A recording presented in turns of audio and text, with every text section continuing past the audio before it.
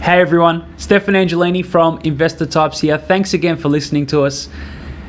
We're interviewing Sean Soole about investing into private businesses. Now, this is a business owner who has a lot of experience in running businesses and now runs a consulting service and invests into private businesses. This is the smaller businesses where you might see friends, family that are starting to run a successful business and who need some capital to grow. We talk about some of the pitfalls, whether it's an income strategy or a growth strategy. If you're thinking about this type of investment, you really need to consult the right people and ensure it's the right strategy for yourself. There is a lot of work that goes into it. Now, I just wanted to remind you one thing before we do get into it. It's an exciting episode, but it is considered general information only. This is not personal advice or financial advice. If you have any questions, reach out to your own financial planner as to whether it applies to yourself. Other than that, enjoy the show. Let's get into it.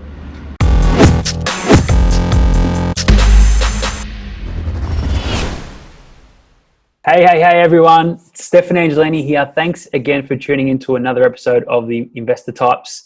The episode today that what we're talking about is essentially investing into private businesses or smaller businesses.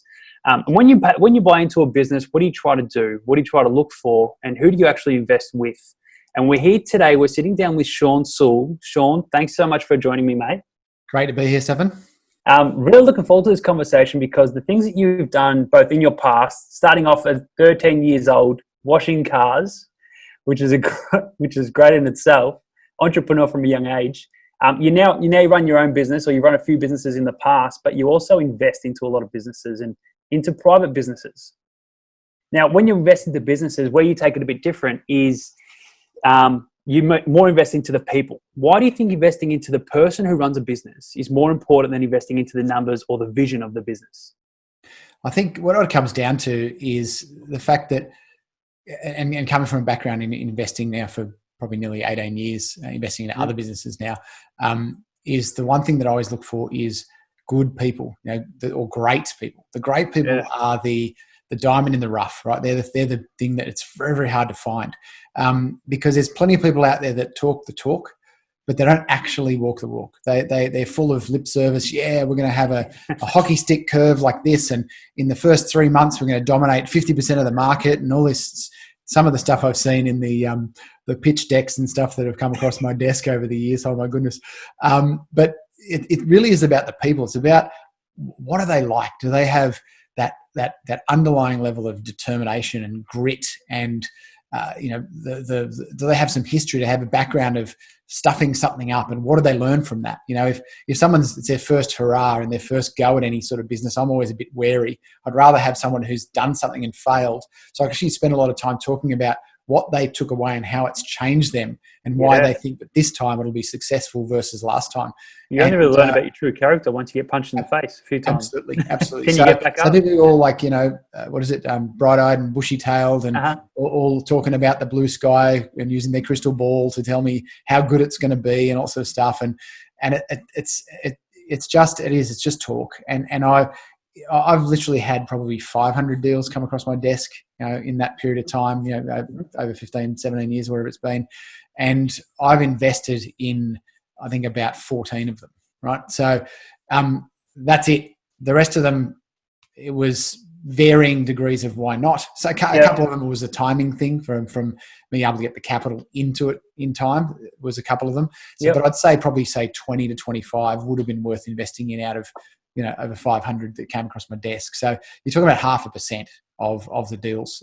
Which is fair enough, because these things, they are quite risky in nature, because a lot of businesses can fall over, especially if you don't have the right person at the forefront. Every business owner, they can have a vision. And if you don't have a vision for your business or know where you want to take it, well then what are you striving towards? Absolutely. And there's one business example. I've got equity in a company in Sydney, and I won't go into the details in case I think it probably narrows down what it is if I say what it is. But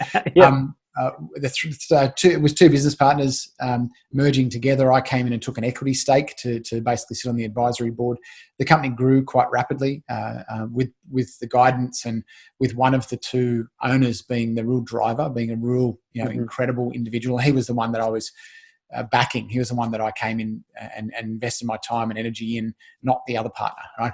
And then a couple of years later, 2 years later, we merged another guy in who was in the same industry to roll them together to create dominance in that market, which it did. Fast forward a couple of years beyond that, and the guy that I backed had to make a decision to move to Hawaii for his family, right? Because his wife's Hawaiian and they're having a child, and there was some family stuff going on. So he had to make the hard decision to actually exit, not as an equity holder, but exit managing the business day to day. And we passed that leadership and that management on to one of the other two remaining partners. And I still provided the guidance and the support and everything like that. And in the last 3 months, that's basically turned to what we've found out since then is we were being told, myself and my other business partner in Hawaii, were being told things that weren't true. They were sending us, cut my other partner off from not being able to see their bank account quite a few months ago. Basically, they screwed that business up. It was an incredibly profitable business, doing really, really well. They'd listened to nothing. The two of them colluded in small business thinking, small business mindset stuff. And so we'd have a conversation and we'd talk to them about it. And ultimately that business is I would say it's struggling now, particularly now being hit by the pandemic stuff, the consequences of that. That's actually been hit by that. And so it's going to struggle. It's really going to struggle. I still have my equity holdings in it, but as I went back to those remaining partners, and I said to them, I'm not investing another second of my time in this, because for the last couple of years or 18 months since the other guy went to Hawaii, that you just simply haven't done what you needed to do. And so I'm not going to invest any more time in that. I'm going to cut my losses from that business.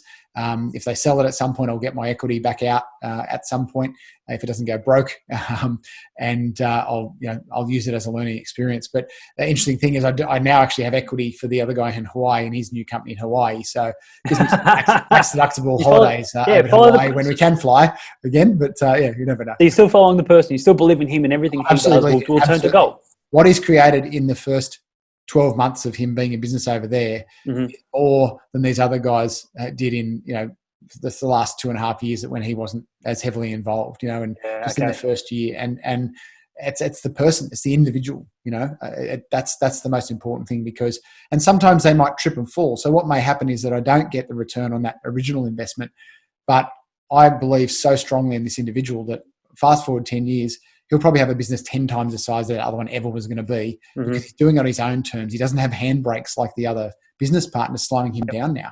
He's out there doing it on his terms, and he's a very different version of himself than he was, 6-7 years ago when I got involved. So just incredible. And obviously building an actual relationship, a personal friendship with the people that I invest in. I actually want to be able to sit down and have a meal or a beer with them and not necessarily talk shop. For me, it's the relationship is vitally important, to then be able to be honest, to have them hear you when you're talking to them, and hear what you're intending to say, and not having their ego come up and things like that. So important. I actually went through a similar situation to you, where back in 2012 started creating a tech business that got quite big in 2016, and then we had a fall apart between the shareholders, where one went rogue, like these guys, and started issuing shares to themselves, and things just started to go wrong. After that, it sort of forces you to reevaluate what you want and who you want to do business with. Absolutely. Subsequently, I'm still doing business with some of the partners that I was involved there with. And we've gone great guns, and we've gone flying, which is good. But what you sort of take out of it is, with these businesses and with these business investments, you don't expect to get ongoing revenue streams from these things. You invest in these things for the long term. Absolutely. These kinds of businesses, and as you said, when they might sell the business, you might get your equity back. Don't expect. Well, in some of those businesses, some of the businesses I've invested in pay dividends, so they do pay dividend based on that equity holding. Some businesses I've gone into to be on the advisory board for exchange of equity with no monetary value exchange, and I'll do that for a period of time before I then expect, if they still want me involved and they haven't got to a certain point, that there would need to be some sort of consulting fee component of that to compensate for the additional time. But some of them also, pay dividends as they get profitable. A lot of them reinvest the profit back in, because I am backing the person for the long play and backing them to get their ultimate goal and their ultimate outcome. Yeah, and in these fast-growing businesses, you start looking at what's more important. Is it more important to pay you a dividend, or is it more important to take the profits that we make, reinvest them back into the business to make it bigger again. Absolutely. And 90% of the time it'll be reinvestment as long as it's done strategically. Because sometimes there'll be a partner that could benefit from some dividends, which means that everyone obviously gets paid a dividend then. That could impact the growth of the business. But also when you get a certain level of maturity and a certain level of profit, sometimes you can't always reinvest that. And if you do, it's about people then putting it back in if they really, really need to. But I've never had that situation happen. It's always been, that deliberate, measured growth, not too rapid so that it chews through all the cash that you got in the bank and you need to keep borrowing it and then keep running out of fuel. Very deliberate, staged growth and solidifying the foundational pieces of that business as it builds another floor on top, like a building, strengthen the foundation so it doesn't start shaking, and things like that. So. Yeah, beautiful. So when you invest into these kinds of businesses, how important do you see it as these businesses should have an exit strategy? Well, the exit strategy is vitally important. I mean, if someone's say someone's 25 and they came to me, look, I've done this, I've made some mistakes, but I've got this new business and that's growing really rapidly. And but what I need to become a more mature leader, a better business person. I need your support. And I'd be like, okay, great. So if I'm going to get involved, and it doesn't matter if it's a exchange of time or value for equity or a capital investment or both. It's neither here nor there. It's the same thing. I want to see an exit in the next 5-ish years. I want to know that this is a 5-year ride I'm jumping on board for. Let's get it done and let's get out and on the other side. And sometimes because when they get to that point, they're actually paying dividends. It's like, okay, well, I'm not going to get out. There's no point selling the business because it's like a golden goose now. It's laying golden eggs. I'm getting some small golden eggs every month, and I'm okay with that. And it's I just leave it running and make sure that we still have our advisory board meetings and things like that as well to make sure that everything's staying on track. So in terms of exit strategies, there's a few different ones out there. So one might be trying to identify in the future what sort of bigger businesses might want to buy your company. Absolutely. What are some of the exit strategies that you've come across? So one of the companies I'm involved in is a company called Patrick's. And my good mate Patrick and his wife Amy Kidd, they started that business. They were the prime example of people that I invested in.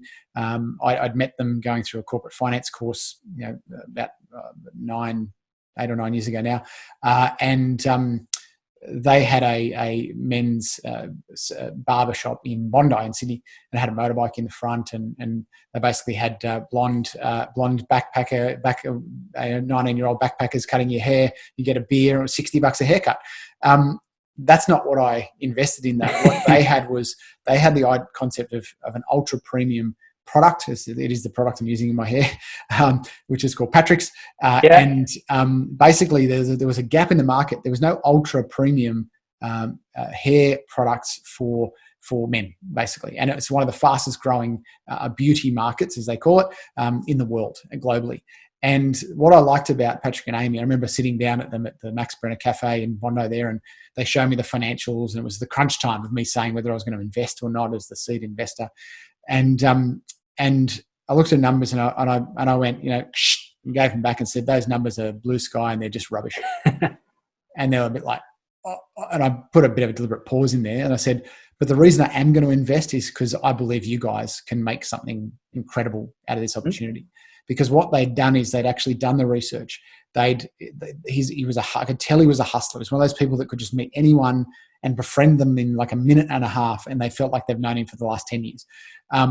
So he's really great at relationships. She was a former lawyer who's the CEO of that business and really structured and stuff. Whereas he's like the Tasmanian devil. All this stuff comes out, she has to catch it and bottle it and all the rest of it.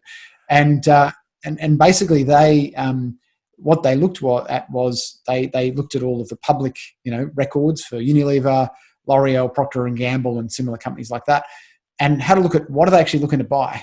And so the projection, the goal that they created was to build. If they're looking for a banana, well, they're building a banana so that Unilever or whatever these guys say, we're looking to buy bananas. Yeah, there's no point making an orange and trying to sell it to these guys. They want a banana, and that's basically what they've done. And I know that they knocked back a multiple 8-figure sum last year for someone to buy the business out, as they came and spoke at one of my Inner Circle Mastermind events that I have. And someone said, well, and he said, oh, well, we could live off, have cash out, multiple 8 figures. and sit back and relax. And someone goes, well, why don't you do that? And he goes, because I'm not finished. That's why I backed him. That's why I backed him. Yep. He's in it for the journey. He's in it for the hustle. He's in it for the experience. He's not in it for the money. The money will be a byproduct. And the goal is to get, a 9-figure sale. And it's well and truly on the path for that. It just keeps getting stronger and stronger every year. And that was, that thing about the exit strategy it's already very clear. And some of those companies have already approached Patrick and spoken to them, he and Amy, about, kind of sniffing around the edges. It looks like you guys are creating a banana, but they're not ready to sell yet. And they're obviously not ready to buy it yet. But once you take a product like that and plug it into distribution, like someone like L'Oreal or Unilever or Procter & Gamble, that value of that company is just going through the roof. So it's a big opportunity for everyone. And that exit strategy thing is part of it. I suppose other ones, simpler ones, are that as an investor or someone that the owners could buy me out or buy you out as an investor, or they could bring in another party who takes your place and buys you out as well. So or just sell it on the open market to another business or another potential owners. Yeah, and you've had businesses in the past. You've had a few businesses in the past. I mean, starting from washing cars at 13. Yes. So when I was 4'2", driving cars in and out my parents' driveway and parking them in the park across the road. The council would have a field day now. When I was 13, I came up with that idea when I was still 12. Actually, I started it when I was 13. I washed cars till I was about 16. I ended up going mobile on my bike with a bucket and backpack with stuff in it because it wasn't consistent enough. Holding a water pistol? No, I used their hose. I had a hose, Okay. I had a hose around I had a hose around here, but then everyone had a hose, so I didn't need to keep doing that. But I literally bought a dustbuster and all sorts of stuff. And so I had the same clients every 2 to 4 weeks. I'd be washing their cars. But at 16, and when you've washed that person's car 27 times, it's literally like pulling your fingernails out with a pair of so repetitious and boring. So I gave it to a friend of mine, said, here, you can take over my car washing. And I was making $200 plus when I was 13. That's like 32 years ago. Cash in the hand, most weeks on average. And, it was interesting. But then we've gone through, I used to do up old Porsches and make them look like newer models back in the late 90s is when we did that. I then had a business with my dad and my brother in light aeroplanes. I've had, then I built what I nicknamed affectionately my 44-person adult daycare centre, except I had to pay them to be there. I wasn't very good at the old leadership or hiring thing. It was like, Stefan, you're breathing, there's an empty chair. You're hired, sit there and look busy or something. I don't know. That was kind of my employment style. But in getting through that journey, it was like, it taught me a lot because we had a very broad range of businesses. We had finance, and this was in property, legal. Finance, yeah. Started in finance, went into property as well, investment properties. Then we bought a legal practice, property practice, and we turned it into estate and business succession planning. We then had financial planning practices. We had insurance, general insurance, life insurance businesses. We still do have a legal will kit, legal wills and documents, physical ones that have 4,000 stockists around Australia. We have an online legal doc site still. So we've still got some of those businesses, but I decided to pull out of that and scale back from that because it was a monster that was trying to kill me and my business partners. So you stopped essentially working on the business at all and just had to work in managing the people. When you get to a certain size, you are babysitting. Well, yeah. I mean, the thing is, I didn't have the skill set to lead. I was managing. I was managing like a dictator with a whip, and if anyone wanted to make a decision, it had to come through me. So I was a full-on dictator, and I was a control freak. That's what I was. So how important is self-awareness when it comes to running a business? What was that? Self-awareness. So you obviously figured out that is not the position you want to be in, and it doesn't serve anyone any good. I was doing 80 plus hours every week for about 7 years, like consistently, like every single week, just about. And it nearly killed me. I was 20 kilos heavier than I am now. I had clinical depression. Like it was had my head so far up the backside of the business, I couldn't see the light of day. And it was, the GFC was a great actual blessing for us because it took our kneecaps out, because 80% of our business came from financial planners. And because after the GFC, financial planners were the devil, so stopped seeing them. And therefore our client base dried up, which was a blessing in disguise because it allowed us to really assess it. And I came to my business partners and I'd started these businesses and I said, guys, one of two things is going to happen after this meeting. I'm going to go in my office, I'm going to pack up my stuff up, I'm going to leave, which is the last thing I ever thought I'd say, or we're going to break this monster up. And so we did. We broke up the financial planning. That went back to the Canberra guys who owned it. We kept the property, the legal practice, the finance business, and the will kits, the legal document business. And we kept that, my one business partner that I've got in that entity. Now, for the last 9 years, those businesses have been running under management. So I'd probably spend at most 20 minutes in a week, at most, on those businesses.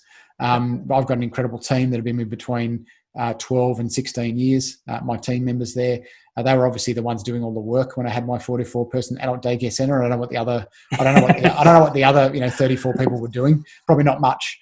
But my team are just incredible and incredibly blessed to have them. They manage and run those businesses for me. So they don't have stakes in those businesses. Just myself and my business partner in those businesses. But they're just incredible people that do a fantastic job. You essentially built up your income stream. That would be part of your income stream. Yes. Yeah. Continue to pay. I have clients who try to invest into franchise and get franchises started up, have someone else run it for them, and they just sort of sit back. And this is almost a bit different, where just the wheels keep turning. Yep. Same thing. And when you know what you're doing, you can do it much faster. So it took me, until 9 years ago to be able to do it the first time. Mm-hmm. And then very quickly with another business, I did it in a 12-month period. So, because once you've got the skill set, you know what you're doing, you're a different version of yourself, and you can actually get in there and help. And you can pick, if you want the right people, the right team, or the right, people that you're going to invest in and become partners with, you get better at picking that too. So a lot of business owners, as you said, are dictators, like you, control freaks. You built it up to a certain point, you took control of everything. But outsourcing is one of the biggest values anyone can have. And actually, when you're not good at something, go and ask someone else for help. I'm a big one of asking for help. Absolutely. And I wasn't. I didn't ask you. I did all myself. So what about now? So what changed was I realized that, my dad had a saying that he said, mate, you're better off doing it yourself, because you'll do it better and it'll be cheaper.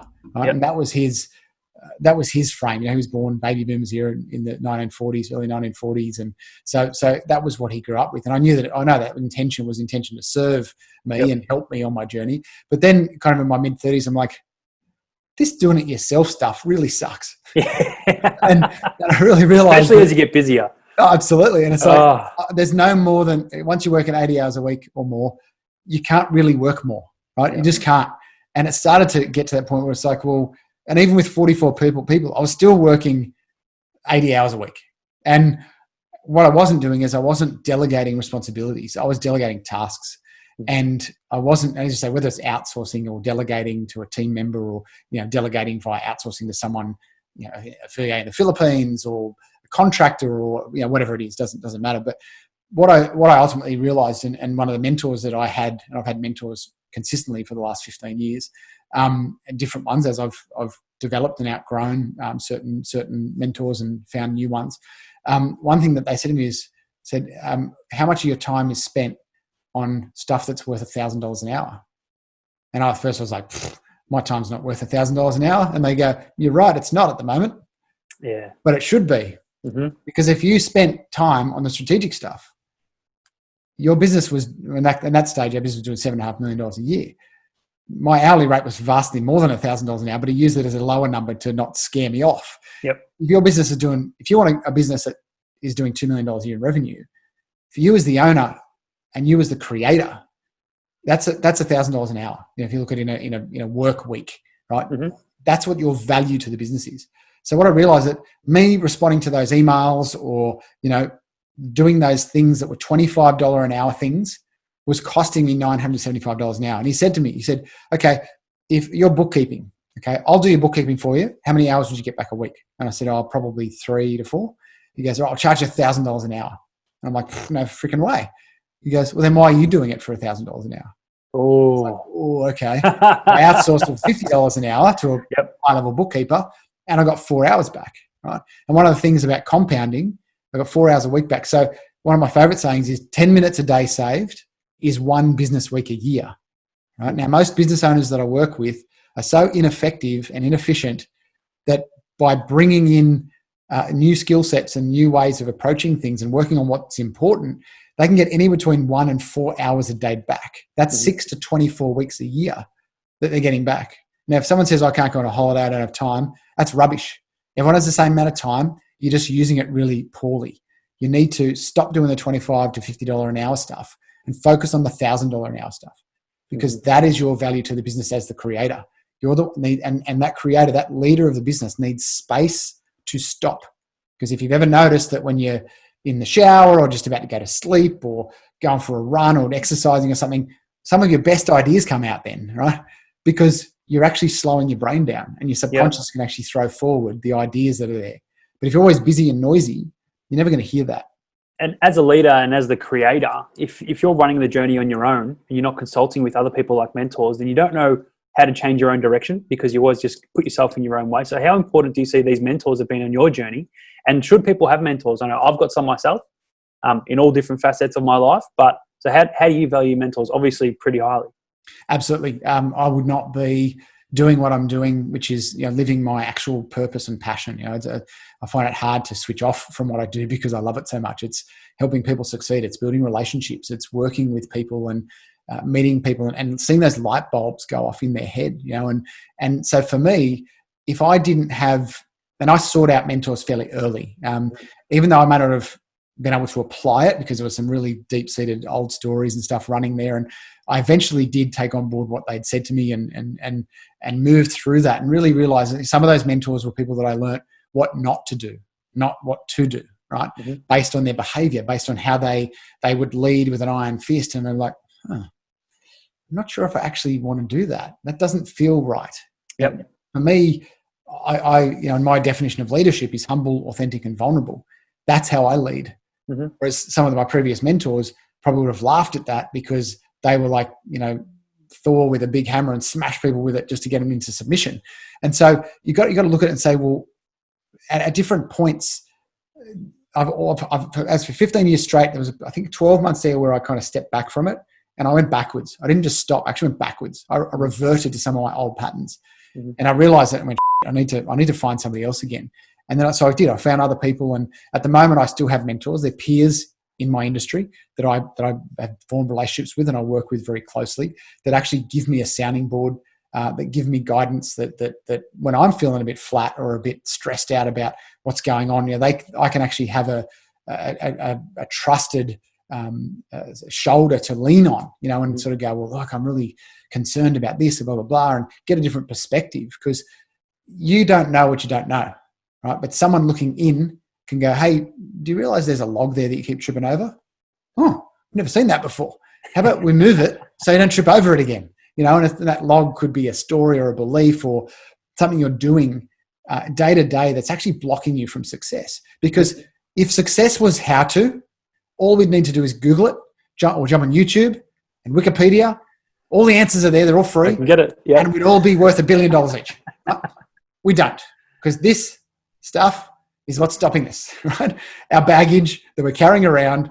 And what a mentor should do is, a mentor shouldn't be teaching. And there's a difference between a mentor and a coach, okay? Yep. And I don't call myself a coach for a reason. A coach is somebody who I see that is generally learnt it through academic methods. So they've learnt something and now they're teaching it. Whereas a mentor is somebody who's gone in those trenches, who's fought off crocodiles, who's slashed their way through the jungle. Done it themselves. Now they're taking you through, right? They're taking you with them to say, hey, watch out, the piranhas there. This is how you deal with them, and giving you some tips. Now you still may stuff up and get bitten a few times, but at least it's not going to chew all the meat off your bones, and like it did with me in the early days, because I didn't actually ask for any support. So mentorship is incredibly important. I agree 100%. You only really learn in life as well when you do it yourself. Yep. Or when someone's gone through it on their own, and then you go, oh, all right, I can learn from that as well. But if we relate that back to buying businesses or buying into businesses, in your view, when you buy into a business and buy into a culture, and tell me about your experiences, is it better to take over a business slowly and gradually, or do you see people coming in and snapping up an entire business and running it through their machine? Both. Absolutely both. Works both ways. Yeah. It'll depend on the people. Yep. An example is my accountant. My accountants, Gary and Jenny. They ended up becoming, so we're now mutual clients of each other's. They ended up joining my Inner Circle mastermind group as well, because the reason I've chosen them as accountants, even though they're only in their late 20s, is because they're the biggest accounting nerds that I've ever met. Right? I'm like, I want you on my team because you're excited about finding this deduction or this thing, and just really hungry for accounting. Whereas my last accountant was in his late 60s, and we had him for like 12 years. And so it got a bit stale, in that sense. I mean, he'd had a health challenge, so we needed to move accountants anyway. But when I found Gary and Jenny, primarily Gary is who I deal with, they joined my group just over a year ago. And his goal was like, I want to grow a business from this to this and blah, blah, blah. And I said, we're going through the process. I said, why don't you just buy another accounting practice? I said, there's plenty of older accountants looking to retire. It's like, really? We could do that? I'm like, yeah. And use their money. Yep. It's like, what do you mean? So get them to vendor finance it. Because they're not going to do that. Anyway, so in where are we now? In September, October. No, it was in February this year. It was February this year. I'm just trying to think when he settled. It's around February this year. They actually settled in that business. And they only put 30% deposit down of their own money, and 70% was vendor financed. So part of it was 20% was funded from a lender, and 50% was vendor financed. And that vendor finance is based on the business hitting certain milestones. Otherwise, they have to pay less for the business, right? Yeah, because it doesn't hit the milestones. And they came in, and they within the first 2 months moved them all across from still sending physical paper tax returns out to all of their couple thousand clients and all sorts of stuff, to using a digital, document signing system. And within 2 months, switch that business around. And the business is much more effective, much more efficient. We've actually been able to remove one team member, which means that it's more profitable now. They haven't lost any clients yet. They've still got the owners involved on a lesser level for the first 12 months to do handover of relationship. But what it's allowed them to do is, and the culture is not perfectly matched to their culture, but the individuals in the business, 9 out of 10 of or 90% of the people in that team would be a cultural fit. And so that's what they saw about the team. Went, these guys have got potential. So they've brought the team across, but they already know they've got robust systems and things. Even if they lost a few of the team, they've got enough ability to pick it up. So that's effectively, more than doubled their revenue as a business. And once the buying the business is paid off, it's almost tripled their profit because of their economies of scale. They've been able to move into one location, not two, remove one of these other people and stuff. So having that ability to take over a business, maintain the owners there for a time so that you can get out of their head, particularly if they're old school, get it out of their head. How do we get it out of your head, and capture it so that when they walk off, you've still got a strong business after that. So that's one of the ways to do it. The other way is, as you'll see larger businesses do this, they'll take a small stake in something that they're looking to buy into. I know that, what's it called? Just trying to remember the NAB-owned company that ended up buying 3 of the mortgage broking, that bought Plan, Fast, and Choice, the 3 mortgage broking aggregators. I just can't remember the name escapes me, not the point. But they bought one of them outright, but then the other 2, they bought a 15% stake first to see how those businesses were tracking. But then they had an option to then increase that equity holding, which they ultimately then increased to 100%. So they staged it. So in small business, we can do the same, play the same game as big business. There's no restriction on that. Or you may just literally buy the business. The owner walks off, which is called the walk in, walk out. You walk in, they walk out, and you just keep going. And particularly for businesses that are running very poorly, but you can see very quickly how to improve the profitability. And if it's a competing business with yours, you could potentially just buy it, like I did with 10 mortgage trail books. We rolled up 10 other mortgage trail books into our business. All I needed to do in total was add 4 hours to one of my team's time to manage those books, and that was it. You had the wheels, everything was there. Yeah, and because that's a recurring revenue stream, there's not, you don't have equipment. We didn't have team other than the one managing it. We had all that automated systems and stuff, and they do a phone call twice a year, and it was great to buy that. And we didn't want anything to do with the owner after that. It was just like we bought them, and we had obviously certain milestones that it had to maintain. Again, we vendor finance part or all of it, so that we minimised our risk that we bought a dud, as well. So the stage approach is interesting as well, because to understand if you actually fit the culture of what you're buying into. You get to slowly implement yourself, sit down with everyone, see how it actually runs, and consider, do I want to own this entire thing or a majority of this thing right here? And that's, we're talking about, acquiring ultimately, whether it's a bit or all of it. If you're just investing, and it depends on your skill set, if you're coming along, are you just money to that business owner or are you smart money? Are you actually someone who's coming along with skill sets, with knowledge, with experience that you can now mentor them, and they now become a vastly better business person, and therefore the return on your investment is going to be substantially higher as well, because you're actually helping to mentor. And that's what I do. I combine my desire to mentor great people with my investments, because then I've got some control over it. That if I just invested in the share market or invested in something over here and then let it sit there, I've got zero control. But I have a lot more control if I invest in a small business where I'm working with someone who's a great individual. I can help them mature and grow as well. Hands-on ability to grow your own money and to grow your own wealth. Yep. I love it. So let's say other people out there that are listening to this, they want to buy into small businesses. They want to be able to use their expertise to help grow another small business. What traits do you think they should possess, or what is their investor type? Well, I think it's a fairly specific one. I mean, you've got to be someone who wants to get your hands dirty a bit. I'm not talking about getting there and do the operational stuff or laying bricks or painting a house. I mean, you want to get involved on a kind of that leadership level to start with, and I guess it's you got to be willing to put a bit of yourself in there. If you're going to invest in a small business and it's literally just the money, I think you're at a very, very high risk.